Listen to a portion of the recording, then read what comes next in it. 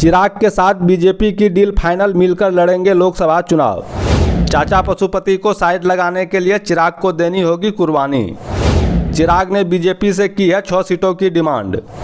BJP के लिए आसान नहीं है सहयोगियों में सीटों का बंटवारा। नमस्कार, आप देख रहे हैं SM न्यूज़ बिहार श्रवण कुमार के साथ। आइए खबर को विस्तार से जानते हैं, लेकिन उसके पहले अगर आप मेरे चैनल पर नए हैं तो वीडियो को लाइक करके चैनल को सब्सक्राइब करना बिल्कुल ना भूलें। बिहार में इस बार बीजेपी के लिए अपने सहयोगियों के बीच सीटों के बंटवारा आसान नहीं होने वाला है। सबसे ज़्यादा मुश्किल तो चिराग पासवान के साथ सीटों के लेन देन में आने वाली है। चिराग सभी 40 सीटों पर लड़ने की बात कर रहे हैं, लेकिन अंदर खाने बीजेपी से गठबंधन की बात भी कर रहे हैं। चिराग का दावा है कि 2019 में एलजेपी को 6 सीटें मिली थी, इस बार भी उनका इन्हीं सीटों पर दावा बनता है।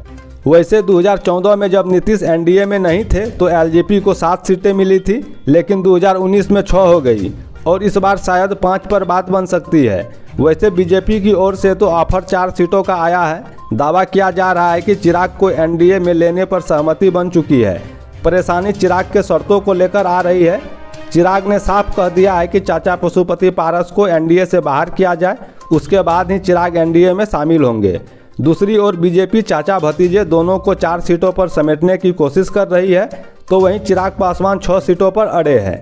चिराग को एहसास है कि उनकी राजनीति को सबसे ज़्यादा चुनौती इस समय चाचा पशुपति पारस से ही मिल रही है, इसलिए 2024 के चुनाव में उनके टारगेट पर चाचा ही आ गए हैं।